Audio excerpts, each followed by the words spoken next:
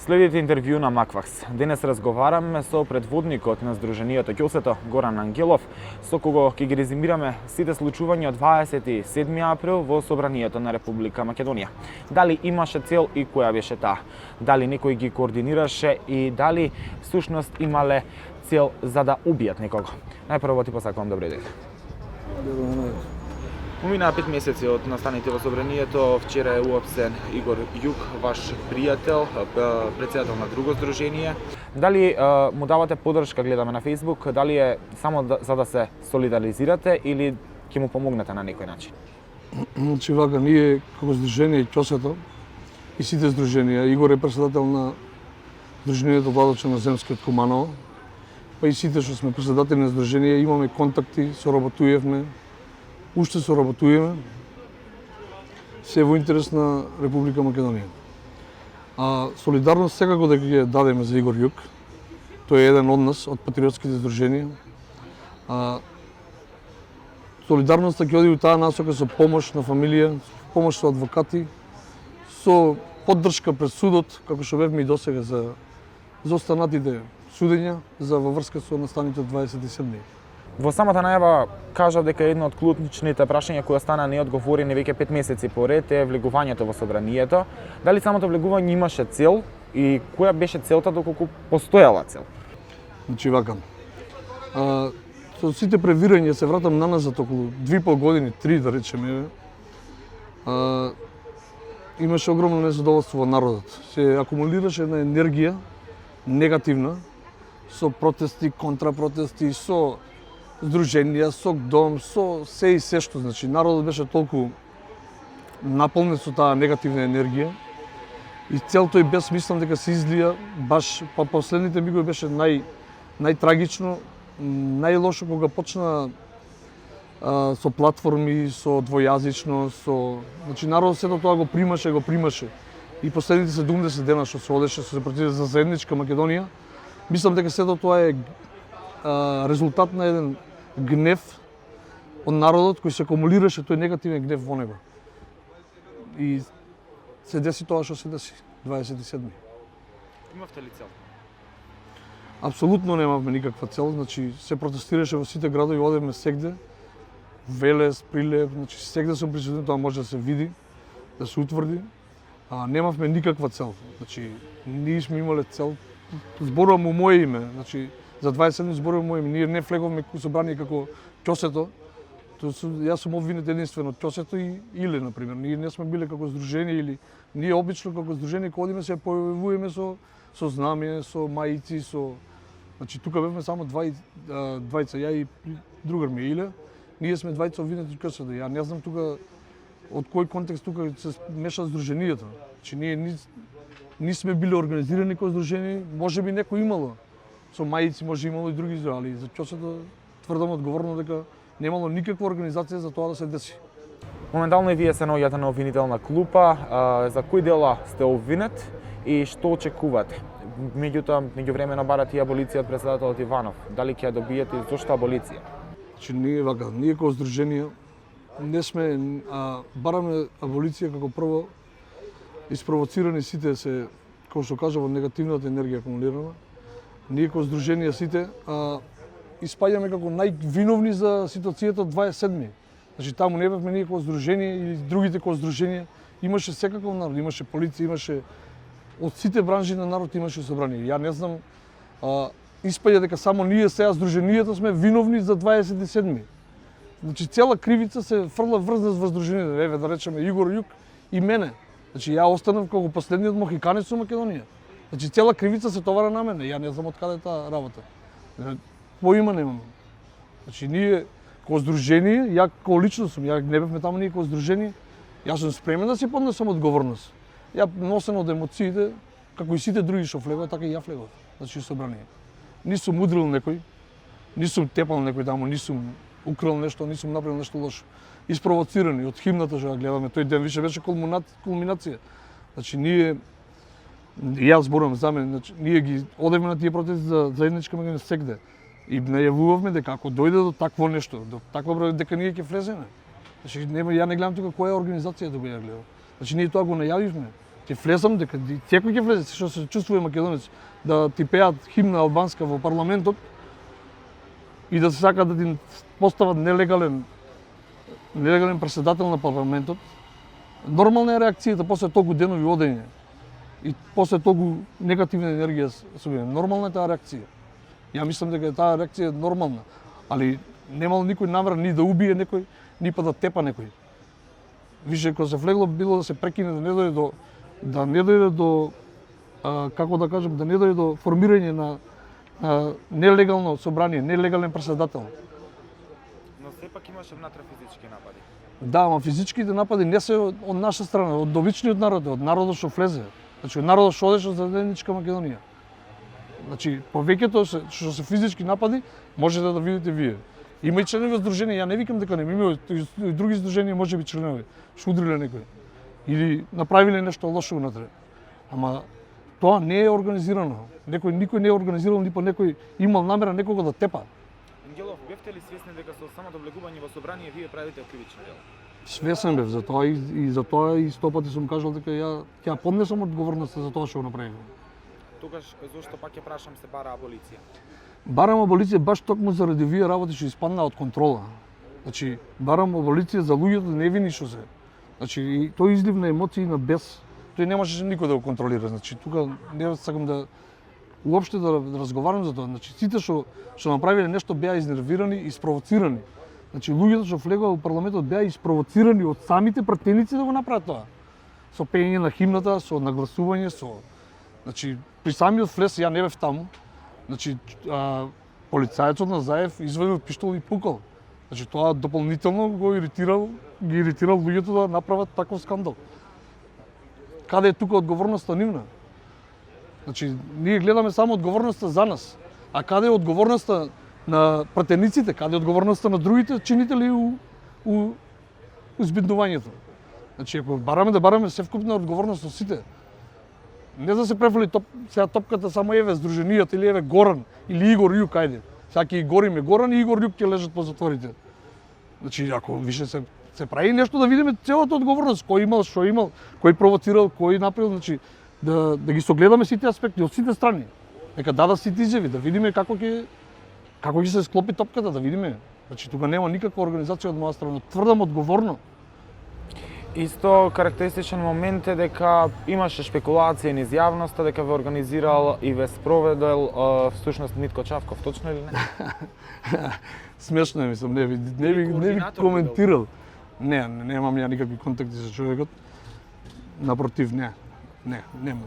Од денешна перспектива би влегле пак на исти начин во собранието? Нормално да имаше емоции како човек. Ние емоционално како прво бевме наполнети, што се вика. Нормално е таа реакција. Мислам дека секој македонец треба да се заштити унитарноста, треба да се заштити јазикот, треба да се заштити националноста и да реагира како што реагираме, али се деси немил настанете. Се деси тепање на пратеници. Не го оправдувам тоа. Не го оправдувам насилството. Али целта беше да се прекине седмицата, да се изреволтирани беа луѓето. Да се направи, не знам, се деси едноставно и тоа е.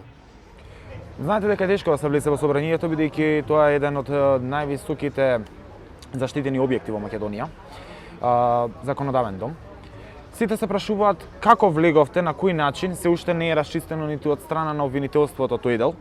Кој ви ги отвори вратите е најлегитимното прашање кое се поставува. Значи вака, и ја кога влегов више во собранието, ние влеговме више, имаше луѓе многу во собранието.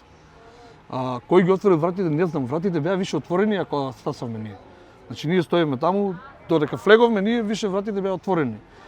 И што викаат дека било организирано не праќа, значи ја влегов во големата сала, кај што беа сите пратеници.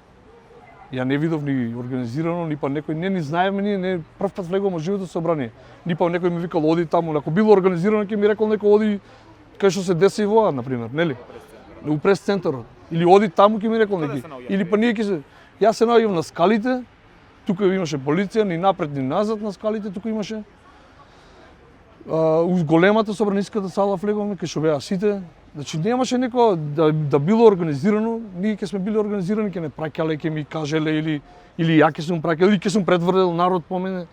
Значи Нема врска со организираност. Ја сето тоа така испадна. Ние бевме изгубени случаи. Особено ја прв пат во животот сме, не знаев ни кај да се движам, ни па некој ми кажал, ни па ми дал некој насока и нешто да правам. Значи се што кажат дека организирано е лага. Пред недела и пол имавте нови протести во Скопје, меѓу кои го браните и македонскиот јазик. Денеска македонскиот, односно албанскиот јазик, односно законот за употреба на јазици ќе се најде на гласање. Планирате ли да се појавите, можеби, бидејќи кажавте претходно дека ќе се појавите секогаш кога ќе треба? А ова е една од целите за кои вие се залагате. Да, значи ние апел упативме досега, се појавуваме 2-3 пати за законот, за нелегалниот закон, неуставниот закон за јазици. Се појавувавме, дававме поддршка, имавме и апел за поддршка, но многу мал одзив на луѓето. Значи ја не знам од кој е тоа спречено или можеби на луѓето им одговарат во јазичност. Така да ние стално ќе искажеме револт, мирен протест на секоја неправда што мислиме дека е неправда. Без разлика за што се работи, дали се работи за јазик, дали се работи за знаме. За знаме се извинувам. За знаме, за држава. За аболиција исто имавме протести. Секогаш ќе бидеме на браникот на татковината. Дали мислите и дали очекувате да добиете аболиција од председателот Иванов? Значи вака ние како Сдружение патриотски и други граѓани, невладини организации, упативме писмо едно до председателот Ѓорѓе Иванов со веродостојно со печати од здруженија, со се. А од 25 здруженија пак ќе нагласам, патриотски здруженија. Упативме едно барање до председателот за аболиција за настаните од 27. Тоа беше околу август, мислам, јули, при крајот август месец, и немаме се уште одговор на тоа. Многу често вашето име и вашето здружение се поврзува со сега опозицијската ВМРО ДПМН. Дури имаше пишувања низ порталите дека всушност вие сте биле близок пријател со пратеникот Илија Димовски, бидејќи и тој е од Велес.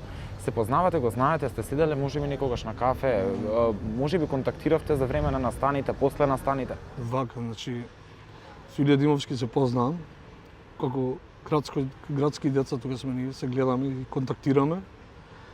Значи, Илија Димовски го влеговме ние баш у големата сала, он беше изненаден, скроз човек, значи немаше никаква врска, ни па контактирал он со нас.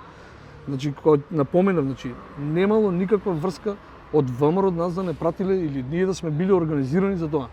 Значи, баш Илија пратеникот, кога влегов му сала, ја го видов на првите редови и отидов кај човекот, се поздрави. Он беше препаднат и изненаден човекот. Значи, нема врска, не ни знаеше, ни он знаеше, ни ние знаеме дека ќе влеземе у парламентот. Значи, немавме поима дека ќе се влезе у парламентот. Значи, протестот беше како протест, општ протест. Како и секој ден, 70 дена, нон-стоп се одеше, значи. И он беше изненаден и не знам што да ви кажам. Кога велите спремни сме на се, дали можеме да го дефинираме тоа се? Која е границата за тоа се? Кога застанувате во одбрана на татковината или на браникот од татковината како што велите вие? Така беше и пред да влезете во собранието. Значи, вака. Ние, како здружение стално ќе искажуваме за неправдите што ќе се дешава, стално мораме да реагираме. Застануваме во одбрана на македонскиот националитет, на македонците. Далеко од тука дека ги негираме другите нации, секогаш ние соработуваме со другите и имаме соработка со сите. Стално ние ќе се буниме за неправди ако се дешаваат врз македонскиот народ. Без разлика на се. Кажав ја, ние претходно предупредувавме ако биде вака, ако биде така, дека ќе биде вака. Значи, тука беше една игра на притисок, една игра на негативност, полност, една игра на револт. И се деси тоа што се деси. Значи, испадна 27. Краен производ на сите негативности испадна 27. Зашто сте обвинети од обвинителството? Од обвинителството се обвинет за 3-4-5 писам члени, 3-4-4 за нарушување на ред и мир, за спречување на службено лице во вршење на службена должност и не знам како беше таму, не ме фаќа да се зборам. Така нешто. Бев во обвинителство Бевме у полициска станица пред у обвинителство и така чекаме. Оправдано се случи ли тоа за што го обвинуваат? Јас сум свесен за Дали е тоа подкрепено со докази од страна на Не, обвинителството? ја не го негирам тоа. Ја бев присутен на собранието и се деси тоа што се деси. Ја понесен од емоции сите. Се деси тоа што се деси, да. Али не сум спречил ни едно службено лице. Баш сакам да видам кој е службено лице, што сум го удрил или сум бутнал, значи тоа се глупости малку, знаеш. Додадени работи. Дали воопшто жалите за повредите на пратениците кои беа повредени? И дали повторно би се појавиле на протест, дали мирен или немирен, условно кажано, по потреба и која ќе биде таа потреба, пак ќе кажам вечерва се очекува законот за јазици да биде изгласан. Значи, ние се потрудивме како здружение да искажеме револт за законот за јазици. Гледаме дека нема слух и дека се си тера како што си тера и тој закон ќе биде најверојатно донесен. Мислевме да разбудиме нешто македонците со нашите протести. Не успеавме. Очигледно е дека не успеавме. Значи, на многу малку луѓе ни беше битно за двојазичноста, што наводно двојазичноста води кон кантонизација, федерализација, поутре ќе бараме знаме за смени, па нели таа тиранска платформа. Стварно се барањата се максималистички од таа страна. Ја не знам кој паметен би ги прифатил тие барања. Значи ние се потрудивме да им укажеме на луѓето. За жал, македонците немаат слух за тоа. Може би не сме управо, а може би сме управо. Времето ќе покаже. Ке треба се дислоцира исто така и споменикот на ќосата од пред судот во Скопје. Односно, ке треба да се струши според последните пишувања и кажувања. Ваш коментар, бидејќи вашето здружение го носи тоа име, а вашиот прекар е токму Горан Ангелов ќосата. Значи, да се струши споменикот ќе се не би дозволиле, ние би го заштитиле со жив штит споменикот. Доколку стварно ни смета споменикот во Скопје, доколку стварно ни смета локацијата на ќосето, ние би им предложиле отворено јавно на телевизија да ни го донесат споменикот у Велес да си го ставиме. Више ако им смета таму на Скопјани споменикот, ние им даваме отворена понуда да ни го донесат во Велес ќосето. Да си дојде дома ќосето. Така. Пред крајот, кој е Горан Ангелов ќосето или популарно кажано ќосето? Горан Ангелов ќосето е татко на 3 деца, сопруг, патриот, човек што се бори за македонските национални интереси, човек што ја шири македонштината, човек што на младите генерации им помага да ги запознаат личностите кои дале се за Македонија. Ви благодарам многу на овој интервју. Благодарам и вас.